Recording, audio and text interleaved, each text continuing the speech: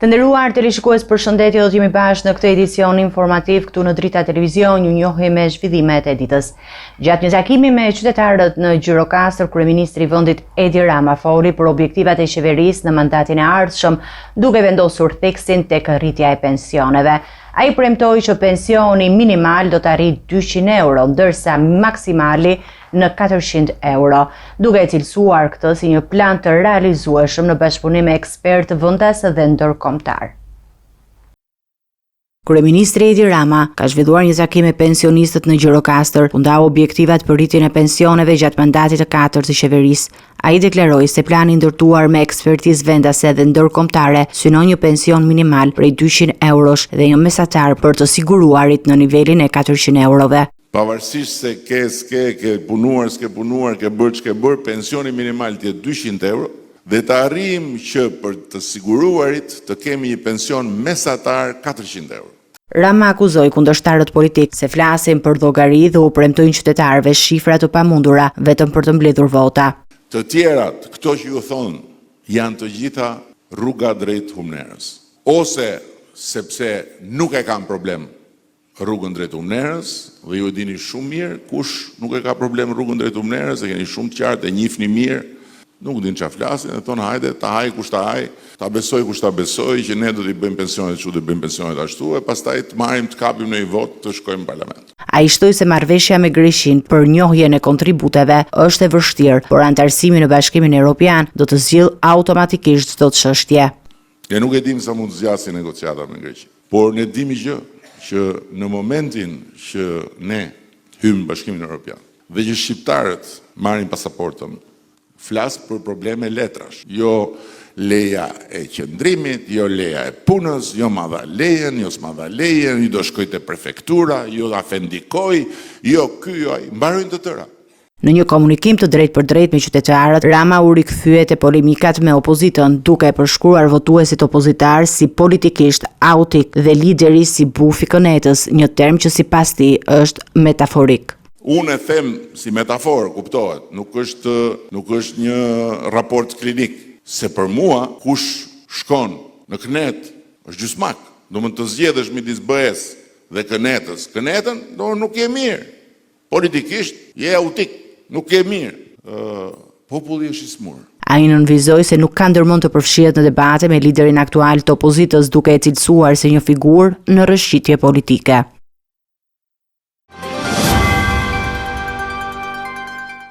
Kryeministri i vendit Edi Rama gjatë një takimi me biznesmenët nëpërmet u shpreh se teknologjia e inteligjencës artificiale do të transformojë procesin e fiskalizimit. Ai theksoi se sistemi i ri do të ofrojë një kontroll pa ndërhyrje njerëzore, duke ndihmuar në parandalimin e abuzimeve dhe lehtësimin e barrës për sipërmarrësit. Gjatë vizitës në qarkun e Gjirokastrës, kryeministri Edi Rama u ndal nëpërmet për një takim me sipërmarrësit lokal. Në fjalën e tij, Rama vlerësoi efektet pozitive që ka sjellë procesi i fiskalizimit, por pranoi se ende ekzistojnë problematikat që kërkojnë zgjidhje. Ai u ndal veçanërisht te nevoja për integrimin e inteligjencës artificiale në këtë sistem, duke theksuar se teknologjia do të mundsojë një inspektim të vazhdueshëm dhe automatik përmes analizës së transaksioneve në kohë reale. Kanë aplikuar dhe janë të gatshëm ta nënshkruajnë këtë marrëveshje me qeverinë, dhe kjo është shumë pozitive për ta, është pozitive për ne, sepse unë jam shumë i vetëdijshëm që ne kemi probleme, krijojmë probleme me inspektimet. Pra nuk bëjmë vetëm inspektime. Edhe ata që bëjnë vetëm inspektime nuk janë korrekt edhe në mënyrën si jo të vinë atje, edhe kur ti ke njerëz atje që je duke u marrë me miq që ke klientët, të vjen dhe ai tani hajde letra, dil këtu, tavolina veçantë, pastaj fillojnë jo m'jep dhe një akullore, po m'jep dhe një. Këto barojnë. Ashtu e kanë pse. Dhe nuk barojnë. Por gjëja që pastaj është tani në proces, ju e dini që ne kemi bërë fiskalizimin. Fiskalizimi na ka dhënë rezultat, por ka akoma probleme, sepse aty ku vjet rregulli, shqiptari është i pari që gjen hile, dhe tani ne me inteligjencën artificiale po krijojmë modelin që të vëmë të kemi një sistem inspektimi pa njerëz, që tjetë një nëpërmjet transaksioneve që janë 24 orë dhe nëpërmjet volumeve të çdo biznesi. Ky sistem pa njerëz, por që është një inspektor me inteligjencë artificiale, një kompjuter, jep të dhëna në kohë reale për të gjitha rastet kur ai konsideron që ka devijim nga normaliteti. Dhe kjo pastaj do të jetë gjëja që do të na japi të dyja palëve një qetësi përfundimtare. Kush është në rregull dhe nuk ka më nevojë fare as ta shikoj gjëkundi shtetin, të shkoj në asnjë derë. Në të njëjtën linjë, Rama përmendi edhe iniciativën për paqe fiskale, një marrëveshje me biznesin që synon reduktimin e presionit të kontrolleve, duke zëvendësuar atë me besim dhe transparencë në raportet dhe administratën tatimore.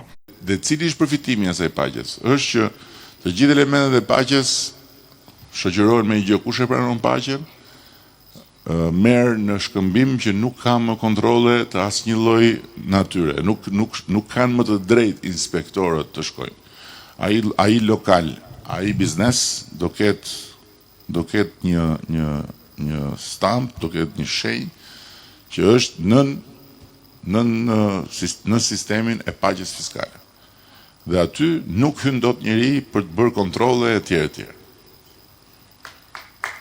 Kryetari i Partisë Demokratike Sali Berisha ka akuzuar kryeministrin e vendit Edi Rama për përdorim të administratës publike në fushatën zgjedhore të 11 majit. Ai e cilësoi Ramën si shkelës të ligjeve për hir të votave dhe dënoi njëkohësisht edhe fjalorin e tij. Ndër të tjera, Berisha e sfidon sërish Ramën në një debat televiziv. Kryetari i Partisë Demokratike Sali Berisha ka reaguar ashpër ndaj mënyrës se si po zhvillohet fushata elektorale nga Partia Socialiste dhe kryeministri Edi Rama. Ai akuzoi Ramën se po shkel ligjin në mënyrë sistematike, duke përdorur administratën publike për qëllime elektorale. Keni përballë dy fushata. Njëra fushate elektrizuar e qytetarëve të lirë, tjetra fushat e njerëzve të detyruar, e rrogtarëve të detyruar të ndigjojnë nofta çdo gjë që s'do donin ta ndigjonin. Nga një që ka humbur çdo logjik, çdo standard dhe etik dhe kalon nga një banalitet në një banalitet tjetër. Berisha dënoi fjalorin e përdorur nga shefi i qeverisë, i cili në një nga daljet e tij e ka quajtur Berishën politikisht autik. Për çmimin ndaj fëmijëve. Dhe ky është një super skandal. Është turp të quhet prind ky, është turp të quhet bashkëshort ky, është turp të quhet baba ky. Me këtë fjalë që thot për këta fëmijë. Sipas Berishës, kjo gjuhë tregon degradimin e fushatës dhe nivelin e debatit politik që promovon Rama. I aft të shkel çdo ligj dhe të bëj çdo gjë për vot, por i pa shpresë nga verdikti i shqiptarëve. Një propagandë e tillë është e tmerrshme. S'mund të nxjerrësh pazarti nuditetin të lakurësinë tënde kur, sepse ka një kod etik moral shoqëria njerëzore. Ai shtoi se kryeministri shmanget transparencës dhe debatet të hapur, teksa i bëri sërish thirrje për një përballje televizive. Unë e kam ftuar Edi Ramën dhe e ftoj në çdo kohë, në çdo studio që të zgjedh ai dhe në çdo shesh publik, të ballafaqohemi pak dhe të shoh se kush ka sheja të senilitetit, të rrjedhjes dhe të vitja u tregojmë shqiptarëve. Në fund, Berisha theksoi se nuk kërkon pushtet për interesa personale, o për zbatuar programin e Partisë Demokratike që sipas tij do ta nxjerrë Shqipërinë nga varfëria ekstreme dhe do ta kthejë në një vend të zhvilluar në rajon. Kryetari i Partisë Demokratike Sali Berisha e ka cilësuar sigurinë ushqimore si një çështje etike për shëndetin dhe sigurinë kombëtare. Gjatë një takimi elektoral, ai prezantoi një nga zotimet kyçe të fushatës së 11 majit, reformimin e thellë të sistemit të kontrollit ushqimor. Berisha gjithashtu premtoi 3 fishim të buxhetit për këtë sektor, duke akuzuar qeverinë aktuale për dështim dhe korrupsion në mbrojtjen e qytetarëve. Në një takim elektoral ku paraqit për herë të parë me syze, kryetari i Partisë Demokratike Sali Berisha theksoi rëndësinë e sigurisë ushqimore, duke cilësuar atë si një sfidë me karakter kombëtar. Ai prezantoi programin e PD-s që parashikon reformimin rrënjësor të strukturave që kontrollojnë produktet ushqimore në vend. Është në kthetrat e mafjes, urdhon laboratorit, shtetëror, ministri, ja merr kompetencat dhe ja jep një laboratori privat në shembullin atyre PPP-ve të shtetësisë për të ndarë parat me te. Shqipëria ka specialistë shumë të mirë, ka njerëz që e njohin, por ata janë të skajuar, janë të marginalizuar dhe e vërteta është që gjithçka përcaktohet nga mafia. Berisha akuzoi qeverinë për tolerim të korrupsionit në sistemin aktual të kontrollit, duke e lidhur drejt për drejt me mungesën e sigurisë për konsumatorët shqiptar.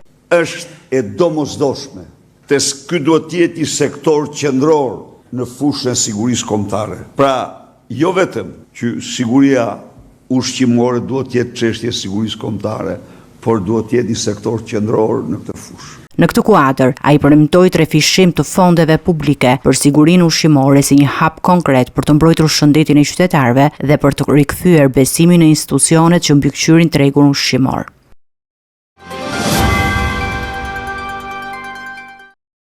SPAK ka reaguar ndaj kërkesës së Partisë Demokratike duke bërë publike numrin e hetimeve për krime zgjedhore që për janarit të 2025. Sipas kreut të SPAK-ut Altin Dumani, janë regjistruar gjithsej 18 procedime penale, nga të cilat 5 tashmë janë nisur me iniciativë të vetë prokurorisë së posaçme. Pas kërkesës së Partisë Demokratike, e cila në fillim të këtij muaji kërkoi informacion nga prokuroria e posaçme për hetimet mbi krime zgjedhore, SPAK ka reaguar zyrtarisht këtë të hënë në 22 prill. Në një përgjigje drejtuar Partisë Demokratike, kreu i SPAK Altin Dumani ka sqaruar se nga janari i këtij viti janë regjistruar gjithsej 18 procedime penale lidhur me krime zgjedhore, nga të cilat 5 janë nisur kryesisht pranë iniciativën e SPAK-ut, ndërsa pjesa tjetër është e bazuar në kallëzime apo denoncime. Kjo kërkesë e PD-s vinte në kuadër të shqetësimeve mbi parregullsitë zgjedhore përpara zgjedhjeve parlamentare të 11 majit. Në janar 2025, SPAK njoftoi ngritjen e një task force të specializuar në bashkëpunim me Komisionin Qendror të Zgjedhjeve me synim hetimin dhe parandalimin e krimeve elektorale gjatë gjithë procesit zgjedhor. Task Force e udhëhequr nga kryeprokurori Altin Dumani përfshi një strukturë qendrore dhe ekipe hetimore në terren, të cilat do të mbeten funksionale deri në përfundimin e zgjedhjeve në maj 2025. Për Tiranën, hetimet mbi krimet zgjedhore do të mbikëqyren nga zëvendësdrejtuesi i SPAK-ut Anand Xholi, si dhe nga drejtuesi i seksionit kundër korrupsionit dhe krimit ekonomik Klodian Braho, të cilën do të punojnë ngushtësisht me Dumanin në këtë proces monitorimi. SPAK ka sekuestruar dokumente të kompanisë Hill International NV, pjesë e konsorciumit që fitoi tenderin për mbikëqyrjen e tunelit të Llogaras. Hetimet përfshin ish drejtorin e ARSH Erviz Berberi dhe biznesmenin Valter Begaj për lidhje të mundshme korruptive. Dyshohet se tenderi është fituar përmes ndërhyrjes dhe favorizimeve të paligjshme. Prokuroria e posaçme kundër korrupsionit dhe krimit të organizuar ka urdhëruar sekuestrimin e dokumentacionit të kompanisë Hill International NV si pjesë e hetimit të nisur ndaj ish drejtorit të autoritetit rrugor shqiptar Erviz Berberi dhe ish ortakut të tij biznesmenit Valter Begaj. Hetimi ka si objekt tenderin e dhënë nga Ministria e Infrastrukturës dhe Energjisë për mbikëqyrjen e punimeve në tunelin e Llogaras, i cili është i fituar nga Bashkimi i Operatorëve Ekonomik Hill International dhe kompania Net Group në pronësi të Begajt. SPAK dyshon se tenderi është paracaktuar dhe se kompanitë të tjera janë skualifikuar në mënyrë të padrejtë për shkak të lidhjeve personale mes Berberit dhe Begajt. Prokurorët e posaçëm akuzojnë ish drejtuesin e ARSH-s për favorizim në tendera përmes një kompanie të kontrolluar prej tij në mënyrë të tërthort, duke favorizuar mikun e tij të afërt. Berberi përflitet si një nga bashkëpunëtorët më të afërt të zëvendës kryeministres dhe ministres së infrastrukturës Belinda Balluku. Ndërkohë, nga Ratia, ish zëvendës kryeministri Arben Ahmetaj ka akuzuar publikisht se bëhet fjalë për një aferë të madhe korruptive që përfshin jo vetëm Ballukun, por edhe kryeministrin Edi Rama. Partia Demokratike ka depozituar kallëzim penal në SPAK lidhur me këtë çështje, e cila tashmë po hetohet si një nga aferat më të bujshme të kohëve të fundit në sektorin e infrastrukturës. Kryetari i Komisionit të Prokurimit Publik Jonaid Myzyri u paraqit për herë të tretë në SPAK të martë, ku u mor në pyetje për mbi 2 orë si person në hetim për shpërdorim detyre dhe favorizim në tendera. Në seancën e marrjes në pyetje ka qenë i pranishëm edhe avokati i tij Ermir Beta. Kryetari i Komisionit të Prokurimeve Publike, Jonaid Myzyri, është paraqitur sërish këtë të martë në ambient të prokurisë së posaçme, ku është marrë në pyetje për rreth 2 orë gjysmë si personon hetim. Ai po hetohet për shpërdorim detyre dhe favorizim të kompanive në procedura tenderuese. Në seancën e marrjes në pyetje ka qenë i pranishëm dhe avokati i tij Ermir Beta. Nga informacionet bëhet midie se Jonaid Myzyri i është sekuestruar edhe aparati celular për llogaritë të hetimeve që kanë nisur ndaj tij, edhe pse hetimet ndaj tij kanë nisur prej disa javësh. Myzyrit ende nuk i është komunikuar zyrtarisht asnjë akuzë. Çështja po diqet nga prokurori Elvin Gogaj dhe është pjesë e hetimeve më të gjëra të SPAK për korrupsion në institucionet që merren me prokurimet publike. Kjo shënon herën e tretë që Myzyri paraqitet në SPAK. Me 7 prill, ai kaloi më shumë se 2 orë në zyrat e prokurisë së posaçme.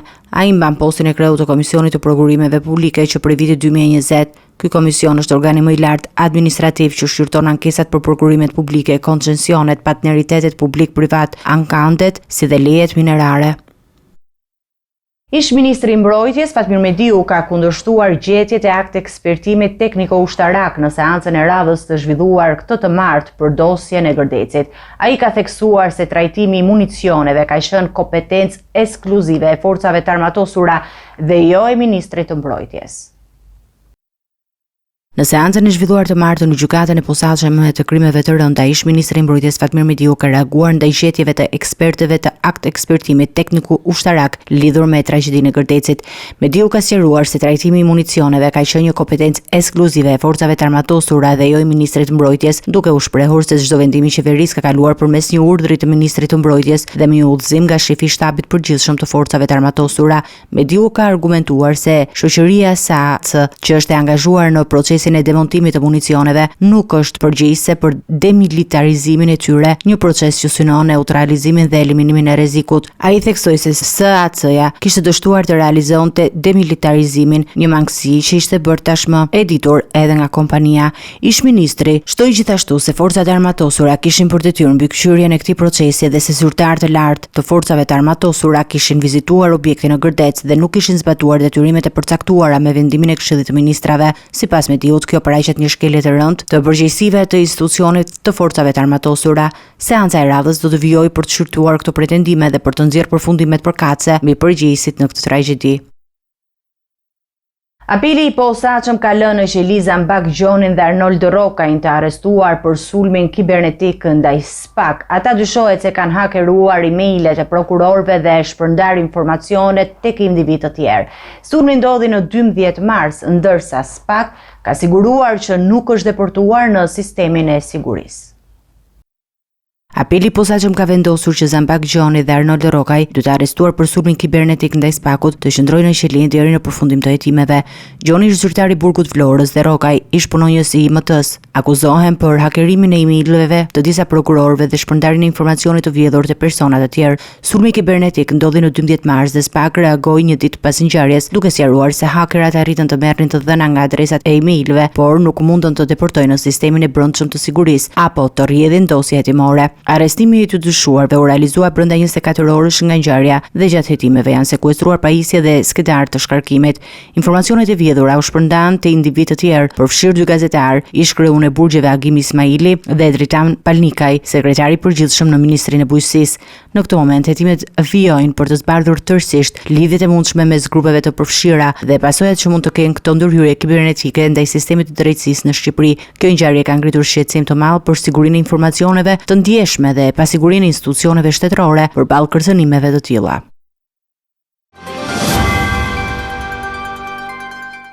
Policia e Lezhës në bashkëpunim me Komisariatin nr. 3 në Tiranë ka finalizuar një operacion të suksesshëm për goditjen e trafikut të narkotikëve.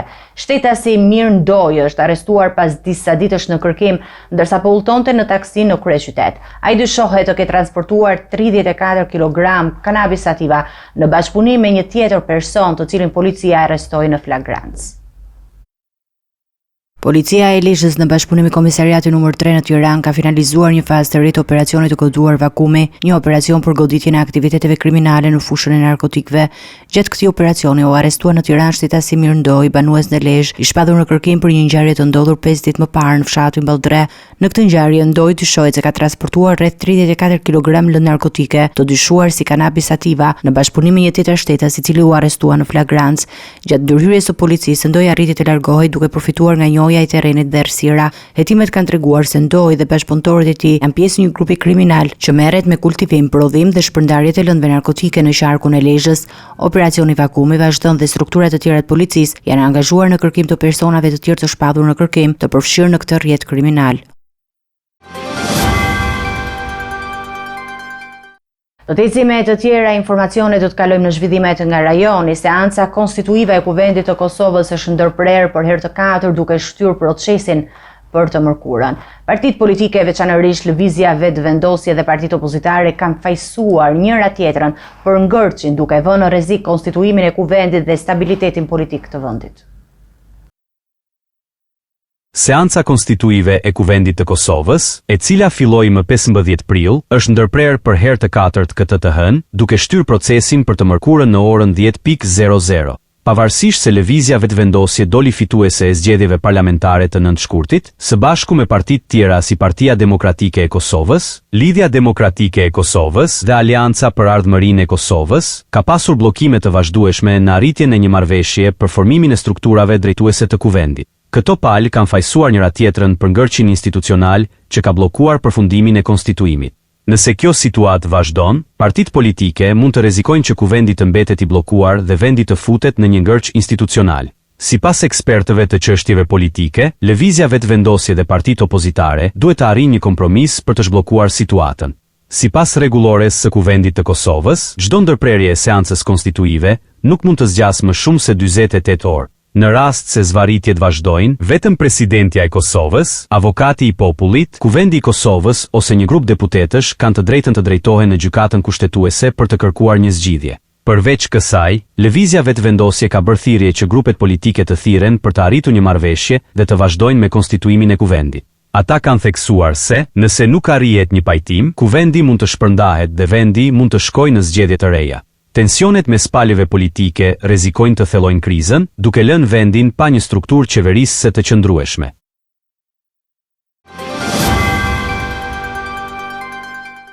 Do të ecim me zhvillimet nga bota. Papa Francisku do të përcillet të shtunën me 26 prill për në banesën e fundit sipas vendimit të Selisë së Shenjtë. Ceremonia do të nisë në orën 10, ndërsa trupi i tij do të qëndrojë për omazhe në Bazilikën e Shëmpjetrit deri në funeral. Pas dëshirës së tij, Papa Francisku do të varroset në një vend të thjeshtë pas bukurime, përballë besimit dhe lutjeve të tij të përditshme. Selia e Shenjtë ka njoftuar se ceremonia e funeralit të Papa Franceskut do të mbahet të shtunën, më 26 prill, në orën 10:00.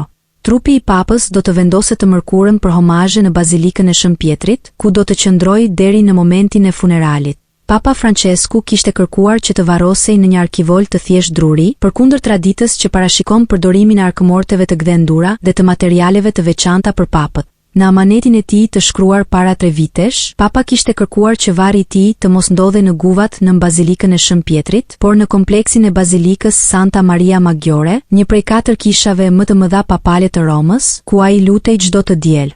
Ai kërkoi që varri të ishte i thjeshtë dhe pas bukurime, përveç emrit të tij papal, Franciscus. Pjesëmarrës në funeralin e Papës do të jenë lider të shumtë botëror, përfshirë presidentin amerikan Donald Trump dhe bashkëshorten e tij, si dhe presidentin Ukrainas Volodymyr Zelensky, të cilët kanë konfirmuar praninë e tyre. Kjo ceremoni do të shërbejë si një moment ngushëllimi dhe përkujtimi për besimtarët katolik dhe jo vetëm, që kanë ndjekur udhëheqjen e tij shpirtërore. Pas ndarjes nga jeta e Papa Franceskut, besimtarët katolik nga gjithë bota kanë nisur lutjet për atin e shenjtë. Homazhe të veçanta janë bërë edhe në Gazë, ku Papa ka qenë një dritë shprese dhe ngushëllimi për komunitetin katolik, duke i telefonuar çdo ditë që për fillimit të luftës për t'u dhënë kurajo dhe bekim. Papa Francesku, i njohur për përpjekjet e tij të vazhdueshme për paqe, ka lënë pas një ndikim të thellë, veçanërisht në Gaza, ku ai ishte një figurë shumë e dashur dhe e afërt për besimtarët katolik. Pas ndarjes së tij nga jeta, të krishterët e gjithë botës janë bashkuar në lutje për të, ndërsa në Gaza homazhet kanë nisur që nga mbrëmja e djeshme. Atë Romanelli, prifti I të vetmes kishe katolike në Gaza, rrëfeu se Papa Francesku, që prej fillimit të luftës, nuk ka lënë asnjë mëngjes pa I telefonuar për t'u dhënë kurajo dhe bekim besimtarëve, duke u shprehur thellësisht I angazhuar dhe I dashur për ta. Ai ka qenë gjithashtu një zë I fuqishëm për të kërkuar paqe, duke dënuar dhunën nga të dyja palët dhe duke kërkuar një armëpushim të menjëhershëm. Na telefononte çdo ditë, sepse Papa Francesku ishte thellësisht I dashur dhe shumë I afërt me të krishterët e Gazës, me të gjithë popullin e Gazës dhe me popullin e tokës së shenjtë, tha atë Romanelli. Ai gjithashtu ndau fjalët e fundit të Papa Franceskut, I cili kishte falënderuar për gjithçka që bënin për shërbimin e paqes në Gaza, duke u dhënë një bekim të veçantë jo vetëm katolikëve, por të gjithë qytetarëve të Gazës. Shpresojmë që, ndërsa është në parajs, ai do t'i kërkojë Zotit t'i jap paqe Gazës dhe gjithë Palestinës, tha atë Romanelli, duke reflektuar ndjenjat e trishtimit, por edhe lehtësimit që vjen nga besimi se Papa tani është me Zotin. Papa Francesku gjithashtu ka qenë një mbështetës I paepër I paqes, duke I bërë thirrje botës për një zgjidhje të drejtë për konfliktin në Gaza, duke kërkuar krijimin e një shteti të vetëm palestinez dhe të drejtën e vetëvendosjes për palestinezët. Në mesazhin e tij të fundit të dielën e Pashkëve, Papa kishte apeluar për armëpushim dhe ndihmë humanitare për ata që vuajnë nga pasojat e luftës, duke përforcuar më tej rëndësinë e paqes në mes të vuajtjeve të mëdha. Për komunitetin katolik të vogël në Gaza, Papa Francesku nuk ka qenë vetëm kreu I kishës katolike, por një zë I përditshëm shprehse, I ngushëllimit dhe I forcës mes errësirës së luftës. Ndërsa humbja e tij është një dhimbje e madhe, besimtarët janë të ngushëlluar nga mendimi se ai tani ka arritur tek Zoti dhe do të kërkojë paqe për popullin e Gazës dhe për gjithë Palestinën. Ndërmjetësi si Katari dhe Egjipti kanë propozuar një formulë të re për të dhënë fund luftës në Gaza duke përfshirë një armëpushim 5 deri në 7 vite dhe shkëmbimin e të burgosurve. Kjo vjen pas muajsh të tërë sulmesh intensive izraelite me viktima të reja që janë raportuar pas sulmeve ajrore në Gaza. Një zyrtar I lartë palestinez ka zbuluar për Bibi se ndërmjetësit e Katarit dhe Egjiptit kanë propozuar një formulë të re për t'i dhënë fund luftës në Gaza. Sipas këtij propozimi, armëpushimi I planifikuar mund të zgjas nga 5 deri në 7 vjet dhe do të përfshijë lirimin e të gjithë pengjeve izraelit në këmbim të burgosurve palestinez të mbajtur në burgje. Një tjetër element I rëndësishëm është fundi formal I luftës dhe tërheqja e plot izraelite nga Gaza. Një delegacion I lartë I Hamasit pritet të mbërrijë në Kairo për konsultime lidhur me këtë propozim. Kjo vjen pas dështimit të armëpushimit të mëparshëm, I cili u rrëzua një muaj më parë, kur Izraeli rifilloi bombardimet e Gazës, me të dyja palët që I hodhën njëra tjetrës fajin për dështimin e marrëveshjes. Në mes të këtij zhvillimi, raportohen sulme ajrore intensive nga Izraeli që kanë sjellë viktima të reja. 22 palestinez janë vrarë dhe 45 të tjerë janë plagosur në një seri sulmesh që kanë goditur disa qytete të Gazës, përfshirë Khan Younis, Jabalia, Beit Lahia dhe qytetin e Gazës. Dëshmitarët okular kanë përshkruar sulmet ajrore si jashtëzakonisht intensive, duke shkaktuar shkatërime të mëdha dhe duke përfshirë makineri të rëndë dhe buldozer që përdoren për pastrimin e rrugëve dhe shpëtimin e viktimave. Tanke janë parë gjithashtu duke lëvizur në qytetin Rafah, në jug të Gazës. Izraeli ende nuk ka dhënë një reagim në lidhje me propozimin e ri për armëpushim, ndërkohë që tensionet mbeten të larta dhe situata humanitare vazhdon të përkeqësohet në Gaza. Kremlini hedh poshtë kërkesën e presidentit Ukrainas për zgjatjen e armëpushimit, ndërkohë që sulmet ruse vazhdojnë të godasin qytetet e Ukrainës përfshirë Odessa. Në mes të tensioneve, negociatat ndërkombëtare për zgjidhjen e konfliktit do të zhvillohen nesër në Londër, ku do të marrin pjesë përfaqësues të Kievit, Shteteve të Bashkuara, Francës dhe Mbretërisë së Bashkuar. Moska ka refuzuar kërkesën e presidentit Ukrainas Volodymyr Zelensky për një zgjatje të armëpushimit me 30 ditë pas përfundimit të periudhës së armëpushimit gjatë Pashkëve. Kremlini ka bërë të ditur se nuk ka ndërmend të miratojë një zgjatje tjetër, ndonse Zelensky akuzoi disa ditë më parë se Rusia kishte vazhduar sulmet gjatë periudhës së festës. Kiev raportoi një sulm masiv të forcave ruse, të cilat lëshuan 3 raketa dhe 96 dron kundër territorit Ukrainas. Qyteti Port Odessa pësoi dëme të mëdha me një ndërtesë banimi që u godit duke lënë pas 3 të plagosur. Edhe pse civilët po preken nga sulmet, presidenti rus Vladimir Putin ka deklaruar se është I gatshëm të shqyrtojë një propozim të Kievit për një marrëveshje që do të parandalonte sulmet ndaj objekteve civile. Në mes të tensioneve, negociatat ndërkombëtare për zgjidhjen e konfliktit do të zhvillohen nesër në Londër, ku do të merren pjesë përfaqësues të Kievit, Shteteve të Bashkuara, Francës dhe Mbretërisë së Bashkuar. Sipas raportimeve, plani i mundshëm i presidentit amerikan Donald Trump për një marrëveshje paqeje mund të përfshijë vendosjen e forcave evropiane për të garantuar armëpushimin.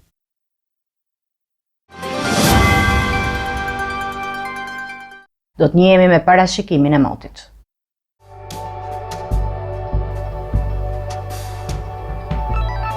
Territori shqiptar për datën 23 prill do të ndikohet nga kushte atmosferike të qëndrueshme me alternime kthjellimesh dhe vranësirash.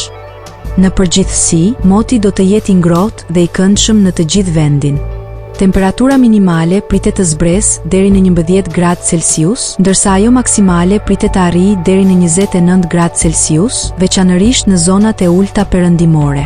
Era do të fryejë lehtë deri mesatare nga drejtimi jugperëndimor dhe veriperëndimor me shpejtësi 5 deri në 11 metër për sekond, ndërsa përgjatë vijës bregdetare mund të arrijë deri në 13 metër për sekond. Deti parashikohet me dallgëzim të lehtë deri në 3 ball. Temperaturat minimale dhe maksimale për disa nga qytetet kryesore të Shqipërisë do të jenë si më poshtë. Shkodër 12 deri në 27 gradë Celsius. Kukës 11 deri në 24 gradë. Peshkopi 10 deri në 23 gradë Celsius.